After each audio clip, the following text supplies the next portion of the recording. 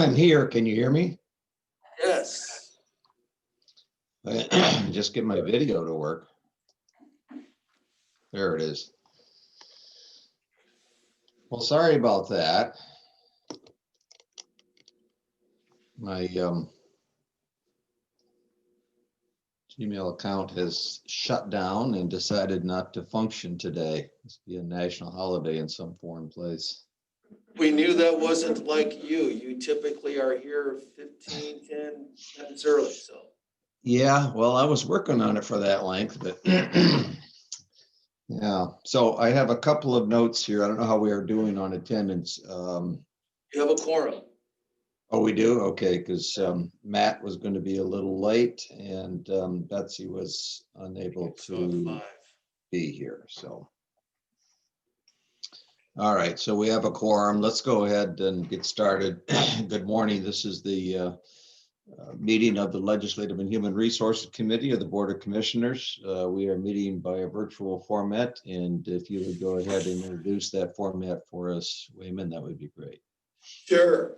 Pursuant to statute MCL 15.263A1A, the Legislative and Human Resources Committee of the Kent County Board of Commissioners will conduct this meeting today via electronic communications to protect the public health. Any member of the public wishing to listen to the proceedings or provide public comment may do so by using the following internet connection or phone numbers and passcode. They're also listed on the screen before you. Closed captioning is available via an internet connection. Those wishing to provide input or ask questions in advance of the meeting regarding business to come before the committee may submit the input or questions to public comment at kentcountymi.gov. And I will turn it back over to you. All right, thank you, Wayman. First item of business is the public comment. If anyone is on this meeting through one of the means, if you wish to address the committee, you may do so. Please identify yourself. And we'll see if there is anyone out there. I see no one on my indications, Wayman or Pam. I don't see any messages in the inbox and no hands are raised in the chat. All right. Well, let's move on then. We'll see if there's anything else. The treasurer's report. I see Ken Parrish is on the Zoom call waving. So thank you for joining us this morning, Ken. You're here for a performance measurement review from the treasurer's office. That is correct. Thank you, Chair Stack. Natasha's bringing it up on the screen for us, and there we have it. If you could advance it one, Natasha, that'd be great. I'm sure you're all used to this format now. I'm going to go over with how what we do aligns with your priorities as a board, and then we'll touch on some strategic goals for the department, a few performance metrics, significant accomplishment, and then in my case, a very brief look ahead. So Natasha, if you advance, please. And this is your standard board page that you probably see in every measure, so we'll continue on. Thank you. The three goals that are really the principal goals of the department are to invest the funds entrusted to my office in accordance with the investment policies, which of course the investment policies follow Michigan statute to a T. Second, we attempt to collect all lodging taxes due to the county. And third, to collect delinquent real property taxes in accordance with methods prescribed by state statute. You can advance, please. Thank you. The first key metric is to collect, again, the goal of collecting property taxes. The objective is to receive and account for 100% of the delinquent taxes collected. There is no graphic on this one, but we do every year collect 100% through the collection and ultimately tax foreclosure process. So we continue to be very successful with that one. Next up, please. To collect lodging taxes, we have a goal to, or an objective to audit 25% of the establishments annually. We are always right around that goal. This year or last year, we were at 26%. It looks like we're on track for a very similar number this year. That, in looking at it in another term, I guess, we're essentially auditing all of the hotels on a 4-year cycle. There may be occasion where we will do one or a few on a more frequent cycle, but in general, we are in the hotels about once every 4 years, and that seems to work well for them. They actually prefer to be on a regular cycle, and that so that they can, once the audits are done for that period of time, they can store the records away and not have to worry about maintaining access. So that's worked well for everybody. If you can advance, please, Natasha. Thank you. As you all are aware, my investment philosophy is the SLIDE principle: safety, liquidity, and yield, with safety being first. So our objective is to preserve 100% of investment principal. And I'm happy to say that for through 23 years and almost through the 24th year of my term as treasurer, we have done that. We have never lost a penny of principal, and God willing, we get through the next 2 months maintaining that record. Thank you, Natasha. Thank you. And then this, of course, the third leg of the SLIDE principle is yield. We do try to earn investment income for the general fund, as well as for all of the other funds that we're investing for. As you can see, over the last 3 years, those numbers have gone up. That will not be the case in 2020 with the Fed's moves to decrease interest rates. And essentially, they've announced that they'll be holding the line on those rates for a couple of years. We will see some investment income, but it will not be, it's probably going to be more in the ballpark of what we earned in 2017 rather than 2019.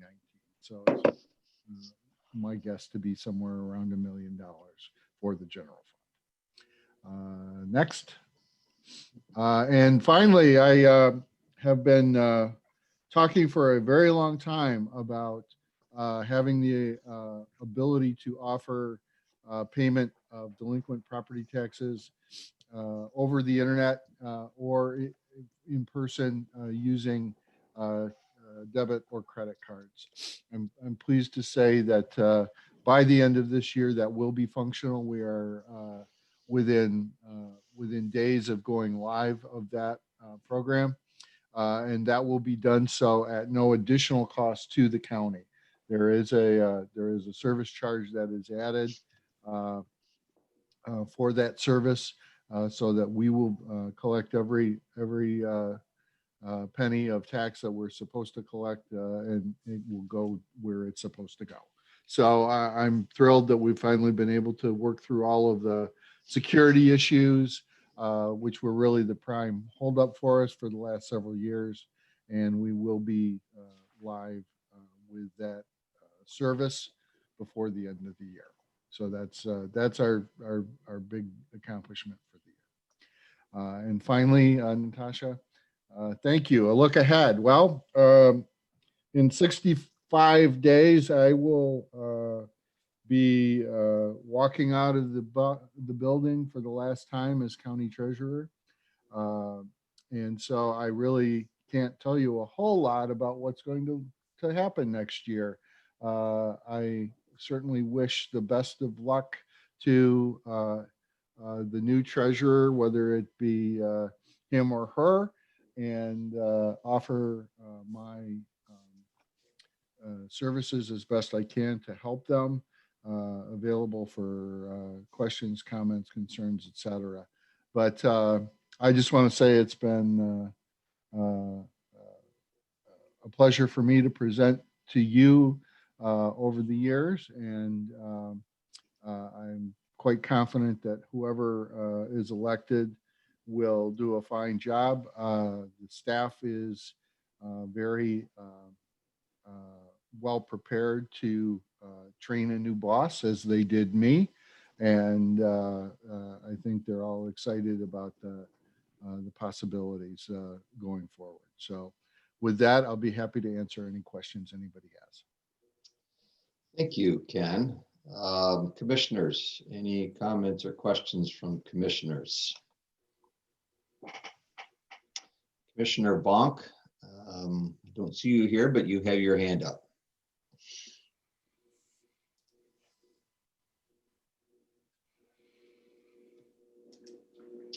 And you are probably muted because I'm not hearing you.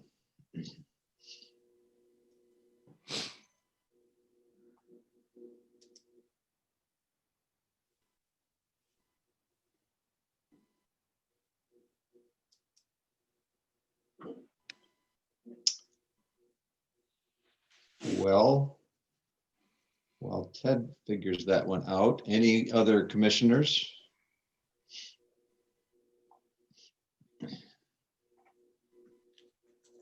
Morning, Ken. This is Jim. Good morning. Yes, Commissioner Talon. Thank you, Chair. Yeah, 30 some years. I was at my age, probably not so much your age. It's hard to remember way back, but did we start on the county commission at the same time? We did, January 2nd, 1993. Wow. You know, I just, in addition to acknowledging that, just wanted to thank you.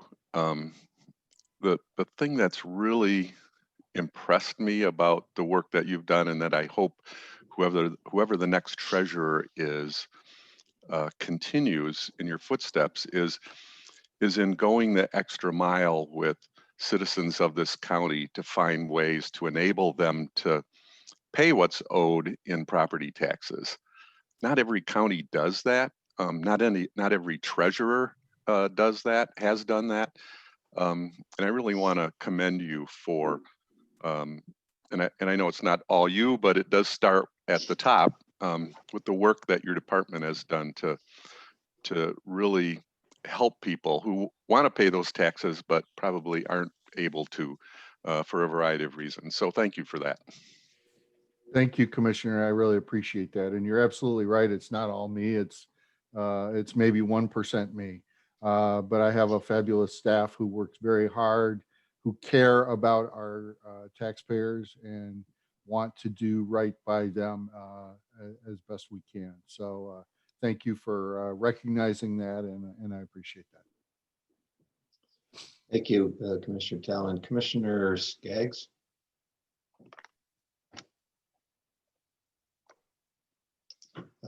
Commissioner Skaggs, you are on mute. Thank you so much, Chair. Thank you. Just wanted to echo Commissioner Talon and Ken, thank you for your years of service. I won't be able to be as eloquent or go back as far, but in my time here and before, I just want to thank you for the professional work that you've done as our treasurer, and know that it's much appreciated. Thank you, Commissioner. Thank you, Commissioner. Commissioner Hennessy.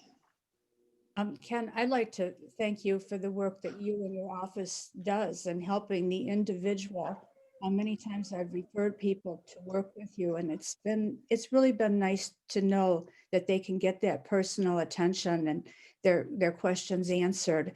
And I too go back to your first race and remember it well, because I remember who your opponent was. I remember as well. A very nice gentleman. He was a very nice gentleman. I think he was just as glad that you got elected and not him. Well, I appreciate that. But the Democrats have come along a long way since then. So, well, Well- thank you, Commissioner. I appreciate that as well. All right, any other commissioners?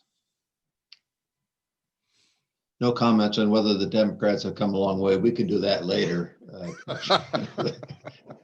So, all right, if there are none others, I will certainly join my colleagues, Ken, in acknowledging you for an incredible career of service to this county, for being reflective of the character of this county and really adding to the quality of what we're able to do here every day. So you've been a tremendous asset.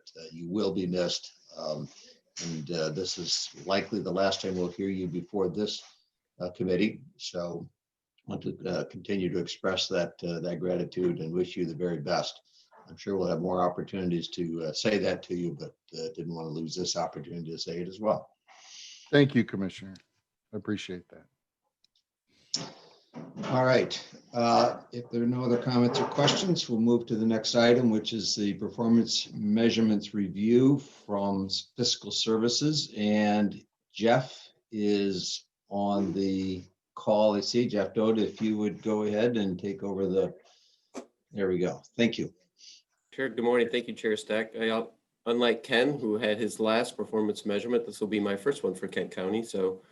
And I also like to thank Ken. I've known him for a very long time, and he's been a consummate professional in the field. So congratulations, Ken. Natasha, we're going to go over Fiscal Services here today. If you can advance one slide, please. So again, presentation overview. Ken just covered it, so we can bypass that screen.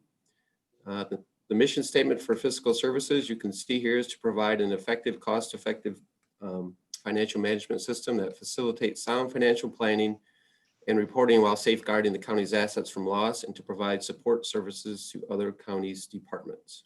Next slide, please. Fiscal Services has 5 different divisions: the accounting division, the budgeting division, purchasing, central services, and risk management, all covering various functions for the county.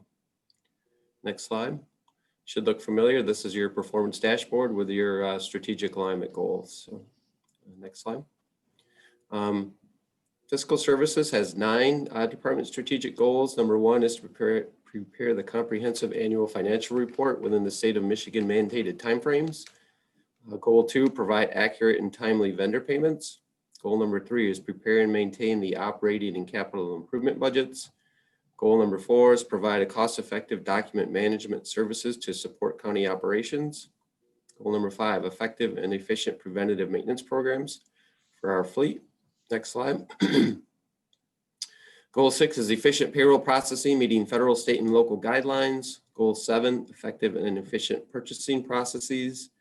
Goal number 8, minimize lost workdays related to occupational illness or injury.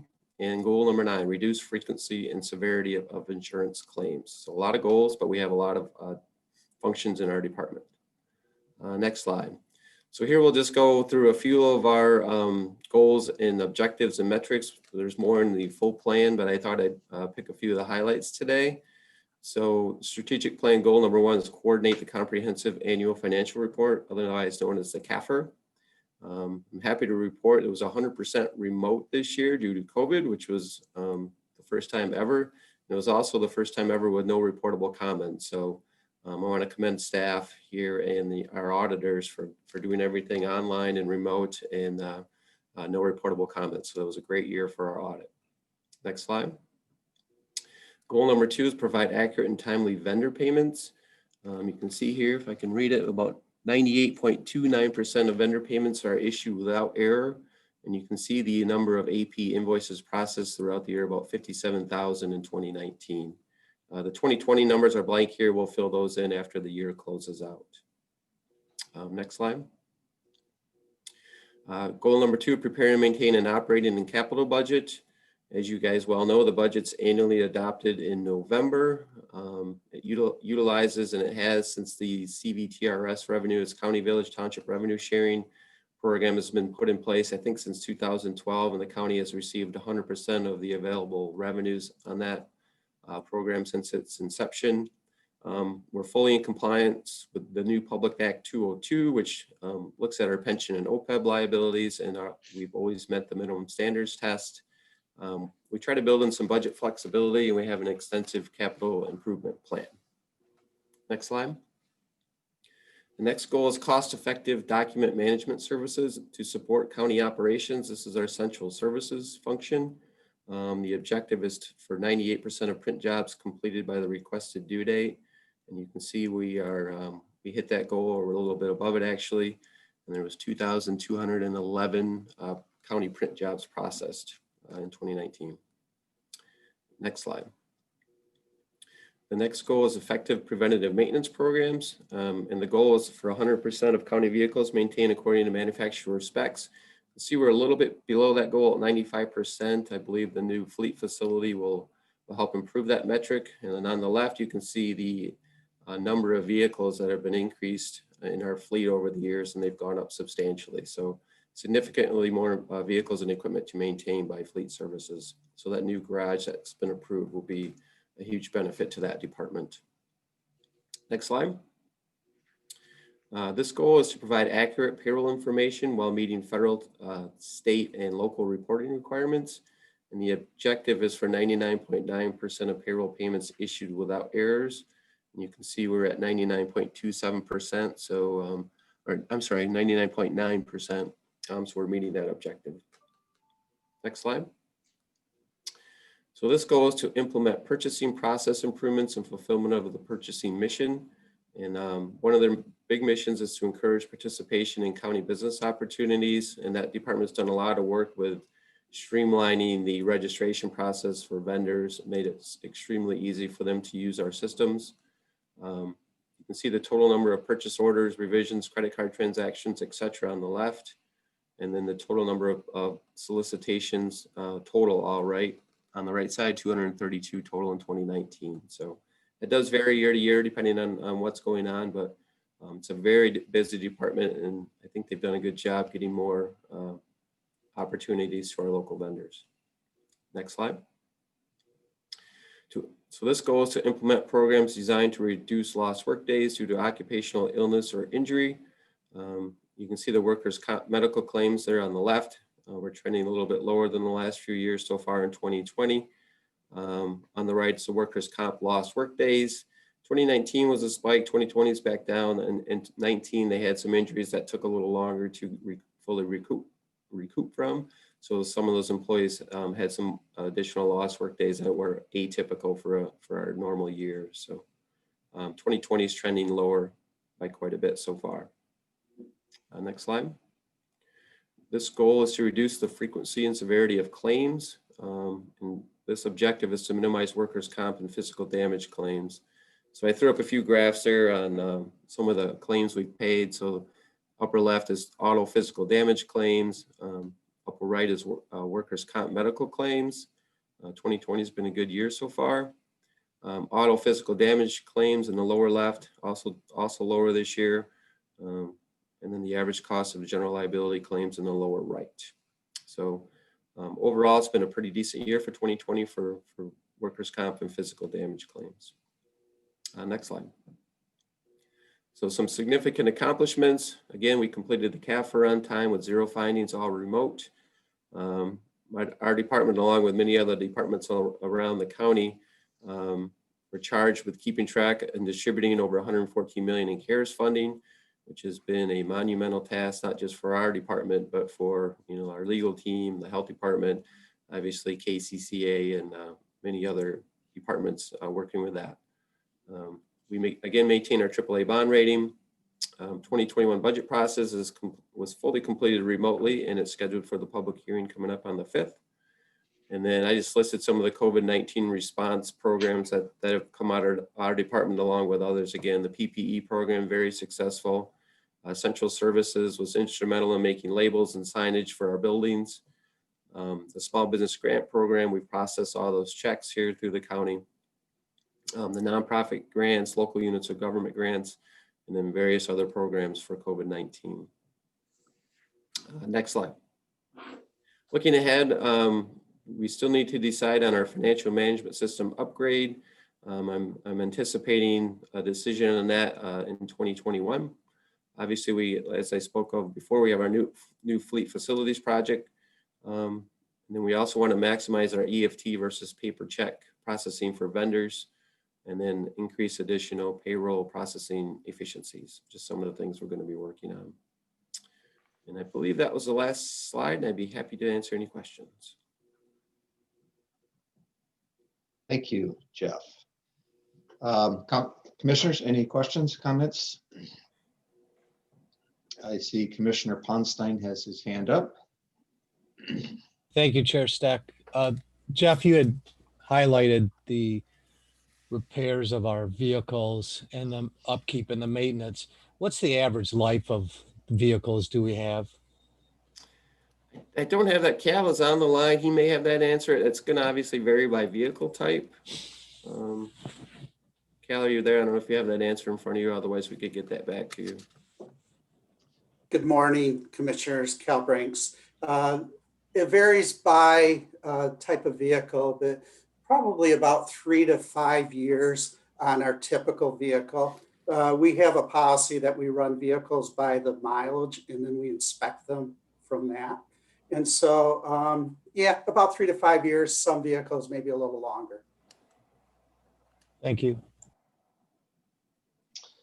All right. Any follow-up, Commissioner Ponstein? Nope. All right. Thank you. Commissioner Talon. Thank you, Chair Stack. Good morning, Jeff. Good morning. Want to express appreciation to you along with tons of other staff for the extra work, ton of extra work related to the COVID CARES grant. But I also wanted to ask and maybe point out one of the things that you brought up as a goal was accurate and timely payments to vendors. And I've been scrolling through the document that was sent with our agenda, and what I don't see is a performance measure related to timely payments. And I'm wondering if I missed that, and if I didn't, I'm wondering if you have some sense of what the turnaround is for paying vendors once we receive an invoice. I can get you more detailed information on that. I know it depends on check versus EFT. And we've also discovered during COVID, I don't want to knock the mail service, but it's taken roughly 14 days for checks to clear our bank once issued. So, I guess I'm more interested in the time from, when we receive it to when it's issued. Okay. And that's partly because on the Network 180 board, that's one of the things that we've paid some attention to because of cash flow issues and in years past, and was just curious about what that looks like at the county. Recognizing we don't have cash flow issues at this point. Yeah, we typically try to take advantage of the due dates too. So if it's a 30-day time frame or a 45-day payment, we typically will hold those to the end to maximize our cash flow and investment earnings as well. So okay, really so that might make timely a little more relative. Hard to do a measure of. It is hard to do a measure on that because again, we try to take advantage of the terms offered to us. So okay, that's helpful. Thanks. All right. Any other commissioners with questions? I don't see any other hands up. So Jeff, am I correct? Is this your first performance measurement? my very first one. Yep. Ken's last, my first. I was going to note that it's interesting that we have a first and a last today. So thank you. Thank you for being on the first side of that. Sure, appreciate it. All right. The other thing, I'm going to just apologize to Commissioner Vonk. I didn't go back to you. I know that you had your hands up before and had a mute issue or not quite sure. I apologize for that. And perhaps later you have a comment, you can make that. All right, let's move to item number 4, which is an appointment from the Department of Health and Human Services Board. Wayman? Yes, this is our recommendation to the commissioners to reappoint Bruce McCoy to the Department of Health and Human Services Board for a 3-year term of November 1, 2020 to October 31, 2023. The board member terms expire on October 31. Interest in serving on the DHS board was solicited in August and September as a part of the annual solicitation of serving on various county boards, commissions, and committees. An appointment committee consisting of Commissioner Stan Steck, Matt Comet, and Phil Skaggs reviewed the applications and recommended the reappointment of Bruce McCoy to the DHHS board. Is there a motion? So moved. I will move it, Vonk. I think Commissioner Hennessy moved and Commissioner Bonk, I'll take that as a support. That's good. All right, just an explanation. This one's taken a little bit out of order from the rest of them because of the timing of having to fill this position. Any questions, comments? See, Commissioner Bonk, is your hand up? Yes. Can you hear me? And we can hear you. This is a good combination. Go. Thank you, Chair. Bruce McCoy is just one fine appointment. He served in various committees before serving on the DHS board, and I just have high regards for Bruce and his good work, and always supportive of him, and he's been supportive of the county, and he's just one great appointment. Thank you. Good. Thank you, Commissioner Bonk. Any other comments? This is Carol. Yes. Commissioner Hennessy. Thank you. I am, really taken by his dedication to continue serving the county over a number of years. I'm not sure how many times he's been appointed, but the continued service and the institutional knowledge that he has built up is really valuable to all of us. His commitment is to be commended. Thank you for those comments. Others? All right, if there are no other hands up, we go ahead and call the roll. Commissioner Hennessy, Yes. Commissioner Coleman, Yes. Commissioner Melton, Commissioner Melton, Commissioner Ponstein, Yes. Commissioner Teal, Yes. Commissioner Skaggs, Yes. Commissioner Talon, Yes. Commissioner Bonk, Yes. Chair Steck. Yes, That motion passes. great. Thank you all. Next item of business, number 5, from the Health Department to add 1 division director position for the Kent County Animal Shelter. Raymond. Yes, this is a request to the Board of Commissioners to add 1 full-time division director position to the Kent County Animal Shelter. The county entered into an agreement for an independent assessment of the Kent County Animal Shelter to identify opportunities and recommendations to enhance shelter operations and services and in response to community expectations. This assessment was completed by public sector consultants and a final recommendation was received in June of 2020. An additional assessment was provided by the Best Friends Society in 2018. Both assessments provided the same recommendation that a singular dedicated leadership position was needed to oversee all operations of the Kent County Animal Shelter. The Environmental Health Director, the division director, currently oversees the Kent County Animal Shelter, but over the last 3 years, his position has been deeply immersed in emerging issues, including vapor intrusion, PFAS, Legionella, and most recently COVID-19. These competing issues do not allow time to move the animal shelter forward to meet community expectations.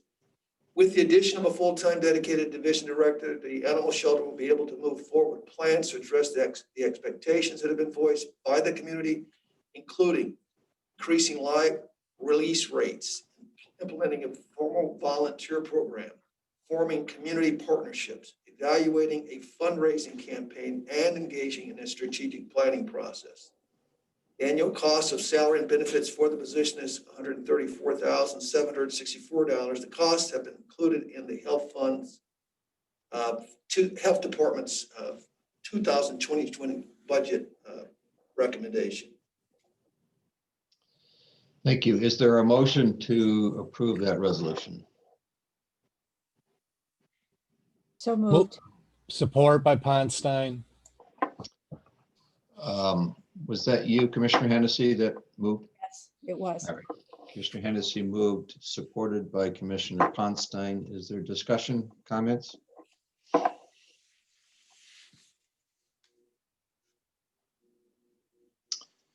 I do not see any.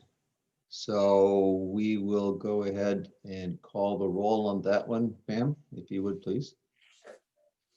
Commissioner Hennessy, Yes. Commissioner Coleman. Commissioner Coleman, Yes. Commissioner Melton, Commissioner Ponstein, Yes. Commissioner Teal, Yes. Commissioner Skaggs, Yes. Commissioner Talon, Yes. Commissioner Vaughn, Yes. Chair Steck. Yes. That motion passes. All right, thank you. Let's move to item number 6, which is from Human Resources, the 2021 Management Pay Plan Compensation Program. And Wayman, if you would introduce this again, please.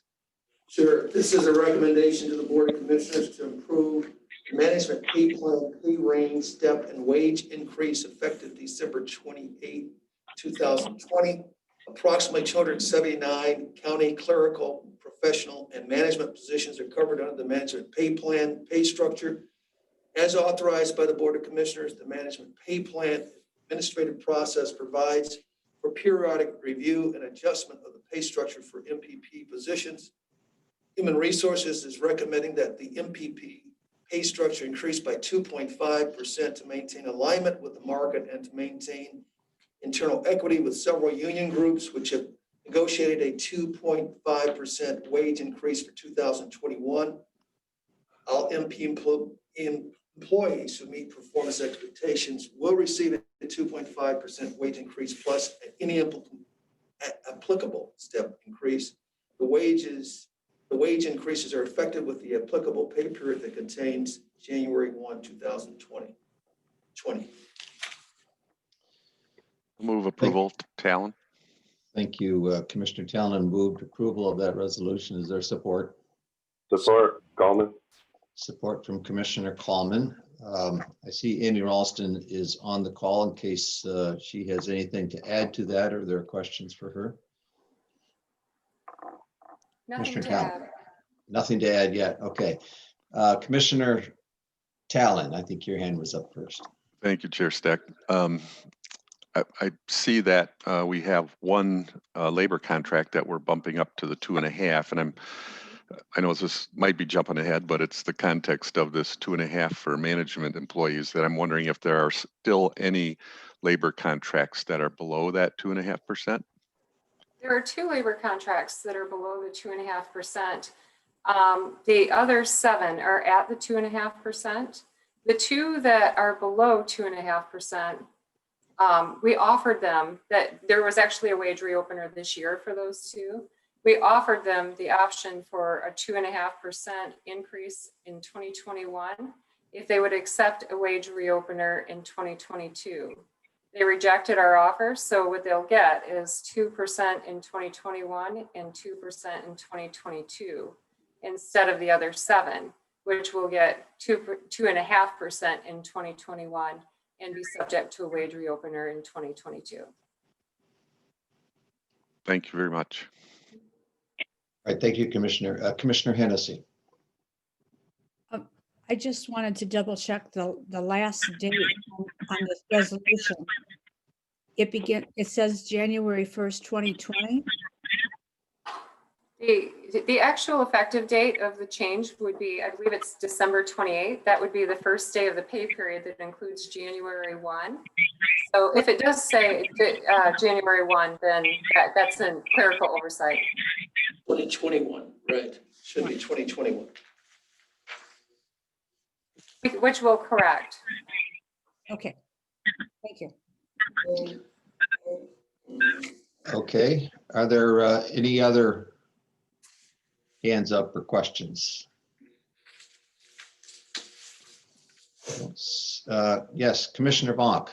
Got you this time.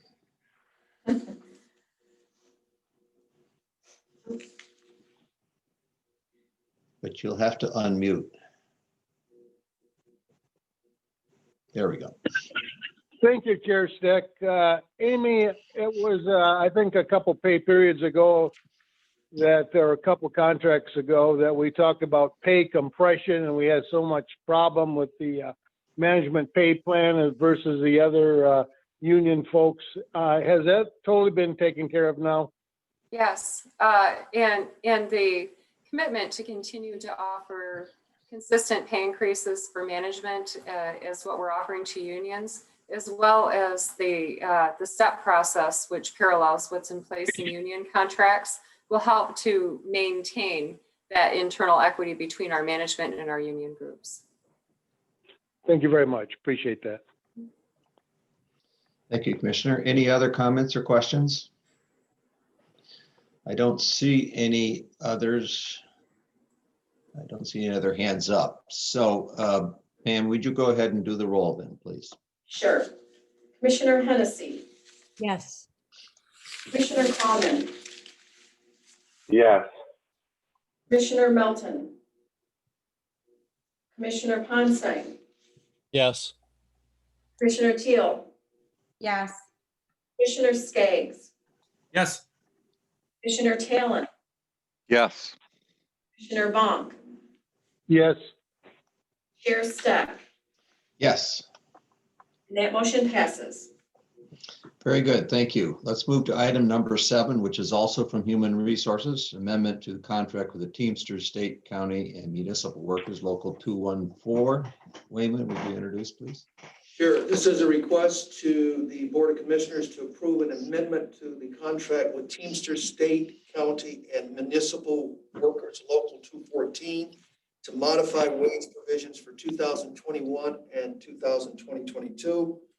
The current contract between Kent County and Teamsters State, County, and Municipal Workers Local 214, which represents certain Kent County park staff, includes the option for either the county or the union to reopen the contract, negotiate wages for 2021 and 2022. If the contracts were not reopened, then wages would increase by 2%, in both 2021 and 2022. The county requested to reopen the contract, and the county and the union have agreed to increase wages by 2.5% in 2021. Additionally, both parties agreed that either the county or the union can reopen the agreement in 2021 to negotiate wages for 2022. Otherwise, 2022 wages will increase by 2%. By adjusting the 2021 wages to 2%, internal equity is maintained with 6 other county union contracts where wages will increase by 2.5% in 2021. All right, thank you. Is there a motion to approve that resolution? Talon moves. Moved by Commissioner Talon. Is there support? Support. Supported by Commissioner Hennessy. Are there comments or questions from the commissioners? And I see Amy Rolliston is still here, able to respond if you do have questions. I don't see any hands up. Pam sees no hands up. All right, if there are no further comments or questions, Pam, will you go ahead and do the roll call? Sure. Commissioner Hennessy, Yes. Commissioner Coleman, Yes. Commissioner Melton, Commissioner Ponstein, Yes. Commissioner Teal, Yes. Commissioner Skaggs, Yes. Commissioner Talon, Yes. Commissioner Bonk, Yes. Chair Steck, Yes. and that motion passes. All right, very good. Thank you. Let's move to item number 8, which is miscellaneous. If members have a miscellaneous comment to make.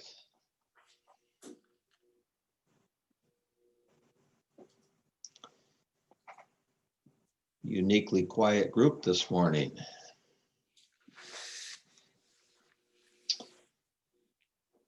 Must be because we're so close to election day.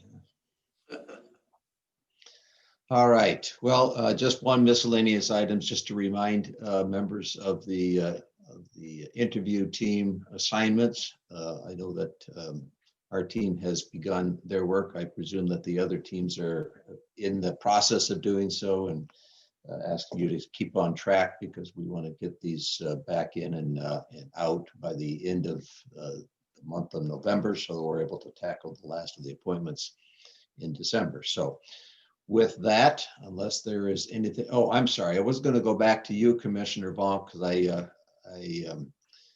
I'm sorry I stepped over you initially. I tried to call you when the report from Mr. Parrish was submitted, and I see that you were able to get back on. Did you still wish to make a comment? Just real quick, a year ago during our work session, and this applies to what the treasurer had said, we talked about spending down the fund balance over and against our policy. And since we had the COVID thing, which is a reason why we have the policy in effect to protect us during troublesome times as we have now. And I just wanted the treasurer to speak to that for good reason with the turnover in commissioners and so forth. Good financial planning and policy is always a good place to be, especially in troublesome times. So that's what I want to say, and I just ask it for a response from the treasurer on that same issue. Yeah, thank you for that. And I apologize for dropping you off of this. I misread the chat note here, and I don't know if Ken is still on the call. And while you thought you were done and gone and halfway out the door, you are not. If you've heard the comment, if you would be able to maybe respond briefly. I would be happy to. For starters, I'll echo Commissioner Vonk as to why we have the policies in place are to make sure that we are able to tackle things like a pandemic and deal with unexpected expenses without jeopardizing the general operations of the county. So it's important that we have those policies. I think it is important to have the periodic discussion about what level is appropriate.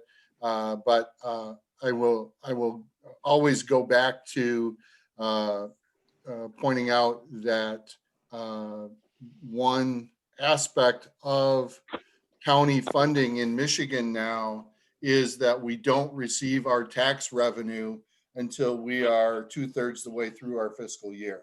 So it is exceedingly important to maintain a cash balance in the fund balance so that we can pay our bills for the first 8 months while the revenue comes in anywhere from July through October.